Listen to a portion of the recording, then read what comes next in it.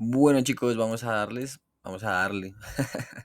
Buenas tardes, chicos, ¿cómo están? Bueno, último día del mes de mayo, sí, vamos a empezar el mes de junio, sexto mes del año, sí, con bastantes cosas que han pasado, muchas cosas convulsas. Pero bueno, vámonos al tema del video de hoy, sí, con respecto a de que más de un seguimiento como lo veníamos practicando en Quantum, pues sea una manera también de explicar la metodología que se viene aplicando para que ciertas personas o ustedes, en este caso, los chicos del canal, ¿sí? Pues lo puedan empezar a implementar.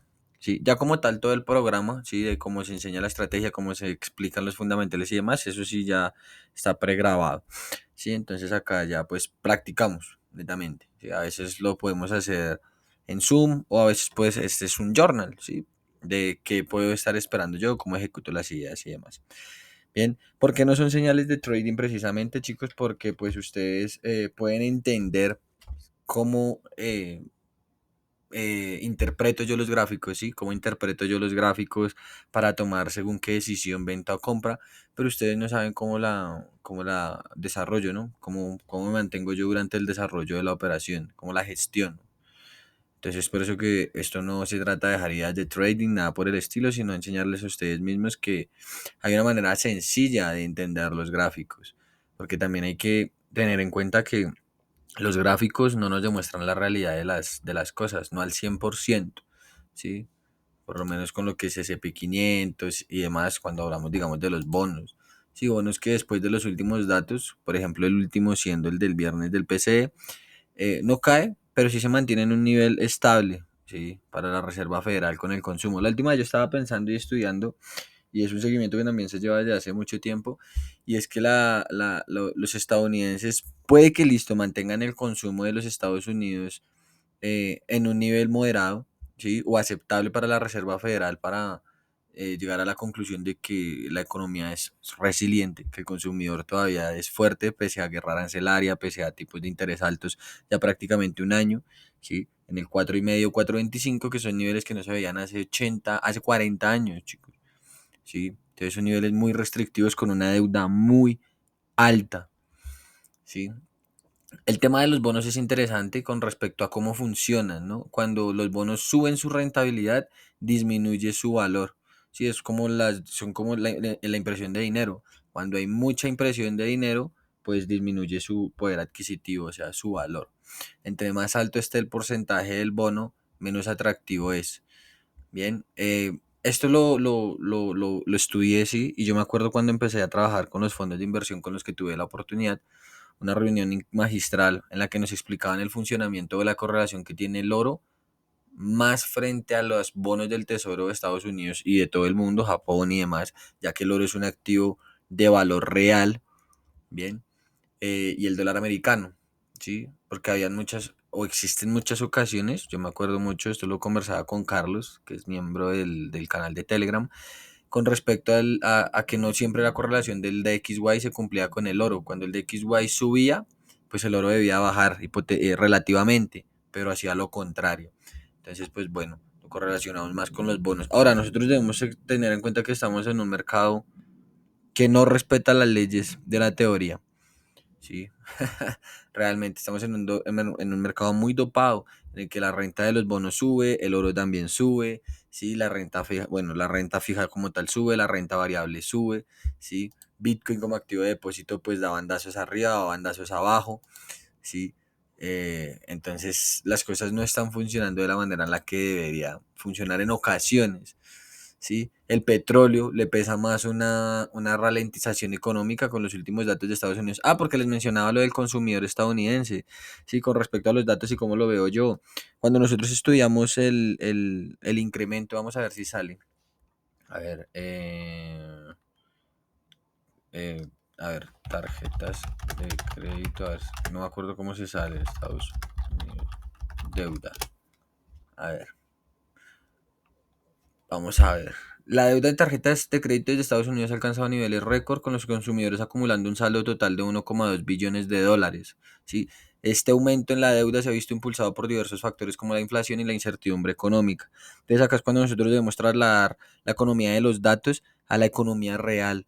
Cómo realmente está consiguiendo el consumidor mantener su estilo de vida o por lo menos mantenerse. ¿Sí? Y eso con esto, es con crédito. Bien.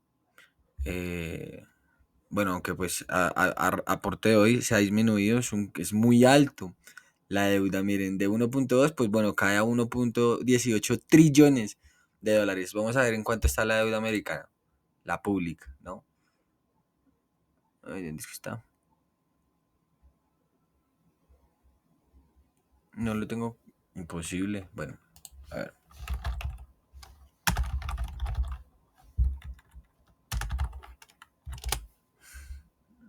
Es este. Acá estamos. Estamos en 36 trillones de dólares. ¿Sí? Como tal, el gobierno debe 36 trillones de dólares. Pero los consumidores en tarjetas de crédito deben 1.18. Mm.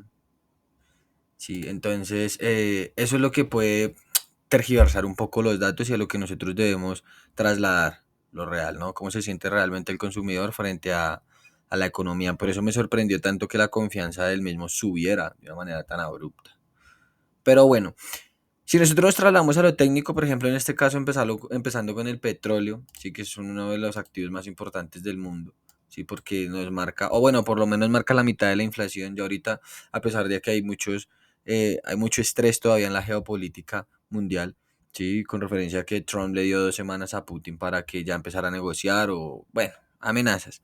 Sí, ya sabemos cómo funciona esto, pero es importante ver cuál es el hilo que van llevando las cosas para saber nosotros cómo podemos interpretar el mercado en este caso a largo plazo sin eh, eh, propósito de adivinar. ¿Sí? El petróleo actualmente marca una estructura bajista cuando perdió los $61 por barril, fíjense, como pierde esa zona, ya es un nivel muy importante que activa ventas, pero al mismo tiempo, pues bueno, cuando empezamos con los futuros, sería interesante ver qué cantidad de órdenes o qué cantidad de contratos existen en determinadas zonas, y eso también es bastante interesante de saber. Bien, para ver cuándo el petróleo tiene mayores probabilidades según qué es lo que esté sucediendo en el mundo para que rebote al alza, ¿sí? O para que siga cayendo. Vuelvo y les menciono, pues le pesa más esa ralentización económica por parte de Estados Unidos y Europa, porque China pues va como un cohete, ¿sí? La guerra arancelaria pues no le ha dado, no le ha repercutido tanto. Bien, entonces bueno, teniendo en cuenta eso, vámonos a la metodología. Yo puedo decir que la estructura o el fractal del largo plazo del petróleo es este, ¿sí? Entre los $126 por barril y los $54 actuales. ¿Qué quiere decir eso? Que si el petróleo empieza a corregir porque empieza una guerra o algo por el estilo o demás, ¿sí? Porque recuerden que también se rige por la oferta y la demanda, no solamente geopolítica, ¿sí? Y empieza a generar una estructura alcista, el petróleo se va a mantener o se mantendría en un retroceso, ¿sí? No sé cuánto tiempo lo puede hacer, ¿vale? Pero hasta que no rompa el máximo de los $126 por barril, pues tiene mayor capacidad de caer. A ver, no tenemos mucho histórico, el petróleo viene incluso de tendencia bajista, bien, y pues recuerden que el petróleo de todas maneras es un activo finito, ¿no? Que está siendo reemplazado incluso por las energías renovables, que eso tiene una transición muy extensa, pero bueno. En temporalidad diaria, miren, esto es la práctica, por eso a mí me gustaría mucho que ustedes tuvieran el TradingView pago, chicos. Yo lo voy a hacer más que todo para compartirles cómo se hace el backtesting, cómo hice yo el backtesting para llegar a estas ciertas conclusiones, ¿no? Entonces, bueno, en este caso fíjense cómo el último break, que recuerden que para encontrar un mínimo y un máximo debemos encontrar un break, importante la temporalidad en la que lo estemos observando. Recuerden los fractales, movimiento mayor conformado por movimientos menores, pero que tienen los mismos patrones. Bien, entonces en ese sentido encontré este último. Bien, este era mi máximo, lo vulnera, lo confirma. Y en ese punto, este era el mínimo. Mire lo que les mencionaba con el petróleo en el largo plazo. ¿Ven? Eso que les estoy dibujando ahora con dirección bajista es lo mismo que les dibujé si comenzara a generar una reacción alcista, si una interacción al alza. Bien, es lo mismo. ¿De acuerdo? Pero en el sentido contrario. El petróleo puede recuperar todo esto, pero hasta que no pierda los $93 por barril al alza nuevamente, podríamos determinarlo como un retroceso de este impulso que les acabé de marcar, esa línea que acabé de marcar, ¿sí?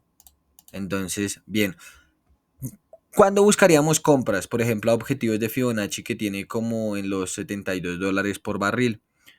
Habíamos dicho que bueno, el petróleo se lateralizó, miren, se lateralizó, ya lo vamos a ver en temporalidad del mediano plazo H4, bien, pero hasta que no rompa estos máximos, yo no me voy a dirigir hasta acá, así sepa que el petróleo deberá llegar allá en algún momento a nivel matemático, o por lo menos por teoría de Fibonacci, ¿sí? Pero empezar a comprar desde este punto es muy riesgoso porque el petróleo puede seguir cayendo, ¿sí?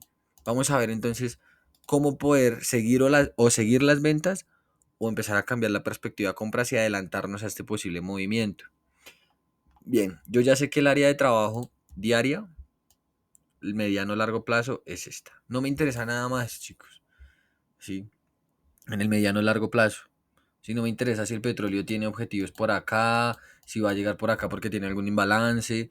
eh, no me importa eso. Sí, chicos, y la idea es que ustedes también dejen de interesarles tanto el pasado del gráfico, porque nosotros, a medida que vamos diseccionando los fractales, largo plazo, mediano plazo, corto plazo, ¿sí? Nos vamos enfocando en nuestra verdadera área de trabajo, sin, sin perder en ningún momento nuestro foco o nuestra dirección principal, ¿sí? Entonces, bueno, vámonos a H4 teniendo en cuenta eso. Bien, yo encuentro que el último break H4 vuelve y juega, si ven, esa es una clave para encontrar un máximo y un mínimo, debo encontrar un break, vuelve y juega según la temporalidad en la que esté observando el gráfico. Este fue el último break H4 que generó el precio. Lo que quiere decir es que desde ahí me voy a empezar a guiar. Miren, aquí hizo el quiebre, el cambio, no quiso seguir cayendo. Bien, fue confirmado, ¿sí? Y luego fue vuelto o devuelto, perdón, a la oferta, ¿sí? A la baja. Se fue en ventas. El petróleo es un activo que en estos momentos es muy complejo por la situación geopolítica y por la situación macroeconómica. Recuerdo que ya por estos lados ya estaba compartiendo algo de análisis en el mercado con respecto a lo que podíamos esperar con el petróleo y es eso, ¿no? Una lateralización. El petróleo está ahí atrapado, está en una acumulación ahí bastante larga, ya lleva 2 meses. Miren, desde 1 de abril que cae con esa extrema fuerza, ¿sí? Cuando se habla del Día de la Liberación, Trump, los aranceles, todo y manda todo al diablo, mejor dicho, fin de la globalización, parada de cadena de suministros, guerra en tal parte del mundo y esto y el petróleo, adiós. Bien, y ahí se quedó, ahí todavía marca incertidumbre. ¿Sí? Eso es una manera también de ver cómo van las cosas, cómo podrían ir con el petróleo. ¿Sí? Es un radar muy interesante para la economía. Bien, entonces, bueno, ¿cómo llegué yo, por ejemplo, a este punto? Miren, lo mismo, hace el cambio y lo confirma. Aquí compré, sí, seguramente habré comprado en H1 porque era el seguimiento. Vuelve y juega, por ejemplo, en el mediano plazo, donde estoy trabajando, aquí. Esa es la única área que me interesa en el petróleo trabajar, entre los $60 y los 63. Como se lateralizó, luego de que perdió los $61 por barril, yo no podía tomar ninguna decisión todavía de saber si el petróleo va a llegar primero a estas cotas o si va a comenzar a subir. ¿Qué sucede? Que en los últimos días de la semana, siendo específicos el día viernes, intenta vulnerar la zona de los $60, pero no es lo suficientemente contundente para confirmarme, por lo menos desde mi punto de vista, la pérdida de los $60 por barril y por ende la continuación o la intención de continuar a la baja. Entonces yo digo, en H4 está todavía riesgoso tomar una decisión. ¿Sí? Todavía estoy atrapado o todavía el mercado está atrapado entre los 60 y los $63 por barril. Pero, ¿qué ha pasado en H1? ¿Sí? Esta subestructura pequeñita que nosotros llamamos una lateralización, acumulación, distribución, lo que sea, ¿sí? Fue formada por esa subestructura H1, en donde se aprovecharon distintas compras, ¿sí? Salieron algunas en profit, luego se intentaron aprovechar diferentes ventas, salieron algunas en profit, otras en stop loss, porque pues al final de cuentas de eso se trata la idea, ¿sí? Que yo fui desarrollando con el tiempo y con toda la experiencia de lo que me sucedió para tener un trading más tranquilo, ¿sí? Y vuelvo y recalco siempre las palabras de José Luis Cava, ser un especulador de bien. Entonces, hasta que el precio no me pierda alguno de estos dos niveles, sea la resistencia o el soporte, yo todavía no voy a borrar ninguno de estos dibujos, ¿sí? Porque tengo que hacerle el seguimiento al mercado. Entonces, vamos a ver en H1. Esto es clave, muchachos, ¿sí? Para encontrar un máximo y un mínimo, debo encontrar un break of structure, un quiebre de estructura, ¿sí? Vuelvo y repito siempre según la temporalidad en la que estemos observando el precio. Listo. Muy bien. Entonces, ¿cómo fue el seguimiento de esa acumulación que hizo el petróleo? Bien, miren, desde que hizo el cambio. Esto es estructural de H1. Bien, el precio acá había dado oportunidad de poderlo haberlo vendido. Si trajeran una lateralización del mediano plazo también es riesgoso, ¿verdad? Por los bandazos que hace. Porque no hay una eficiencia, o bueno, sí, como tal hay una eficiencia del mercado, porque los compradores y vendedores están de acuerdo en mantener el precio en ciertos niveles. Cuando hay una ineficiencia es cuando pasan esos impulsos fuertes, ¿no? Entonces, bien, el precio acá confirma y aquí generó la oportunidad de comprarlo. Ay, Nueva York. ¿Sí? Stop técnico, ya saben cómo funciona, confirma, vuelve y da oportunidad de compra. En ese momento se ejecutó acá, sale profit. Listo, sigue confirmando una estructura alcista dentro de un rango del mediano plazo. ¿Sí? Perfecto. El precio llega, da confirmación. En esos momentos teníamos este fractal, bien, pero no, lo barrió completamente. Volvemos a las ventas, ¿sí? Confirma ventas. Intentamos venderlo, ¿sí? Y el precio no lo hace. Vuelve, cambia, ¿sí? Aquí vuelve y cambia a la baja. Vuelvo y repito, estamos en una lateralización del mediano plazo, lo que hace que esa estructura H1 no sea sólida, por lo mismo que estamos viendo, ¿sí? Pero igual, oportunidades son oportunidades porque el plan es el plan, más nada. ¿Listo?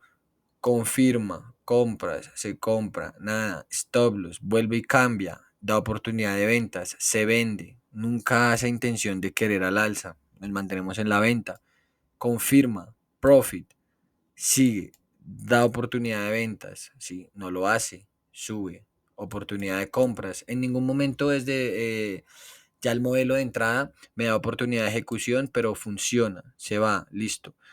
Queríamos seguir comprando, vuelve y juega, en ningún momento da confirmación de entrar en compras, ¿sí? Entonces yo no ejecuto la orden, espero. El mercado cambia, listo, perfecto, volvemos a las ventas. Recuerden que la dirección principal del petróleo es bajista, por lo tanto las ventas tienen un mayor atractivo que las compras. Eso es una manera, o esa es la manera de combinar el fundamental con el técnico. Cuando el mercado nos puede estar haciendo una trampa a nivel de gráficos, cuando no sería bueno solamente seguir como un borrego ciego, o bueno, seguir como un borrego al mercado, ¿sí? Porque si solamente nos basamos en seguirlo, pues vamos a tener también bastantes pérdidas posiblemente, así como profits también. Pero es importante saber por qué estamos haciendo lo que estamos haciendo, ¿no? No solo a nivel de chartismo. Bien, teniendo en cuenta eso, chicos, entonces, vuelve y juega. ¿Cuál es el truco? Para encontrar un máximo y un mínimo validado, debemos encontrar un quiebre de estructura. El último quiebre que yo veo, que yo interpreto en el petróleo, es este de aquí, ¿sí? Por lo tanto, tengo un máximo y tengo un mínimo cuando hay un agotamiento por parte de en este caso, la demanda, ¿sí? Y ya empieza a haber una pausa del precio. El RSI en ese caso, pues sí me gusta cuando lo veo en sobrecompra, sobreventa, divergencias. Yo no lo utilizo de esa manera tan básica en la que se enseña, sí, con respecto a que cuando está en sobrecompra va a subir, sobreventa, perdón, va a subir, y cuando está en sobrecompra va a caer. Y si hay divergencia, va a empezar a irse hacia el otro lado. No funciona así. Bien, entonces, bueno, ¿qué podríamos decir, por ejemplo, con el petróleo? Si estuviéramos en un día hábil, que estaría vendedor y que incluso durante la jornada del viernes, últimas horas del viernes, dio entrada de venta. Sería interesante verlo en venta. Bien, tendríamos que actualizarnos sobre lo que está sucediendo a nivel geopolítico, por ejemplo, con Israel e Irán, que son como los dos territorios más tensos que hay actualmente. Bien, y listo, chicos, se acaba la primera parte, ya nos vemos en una segunda.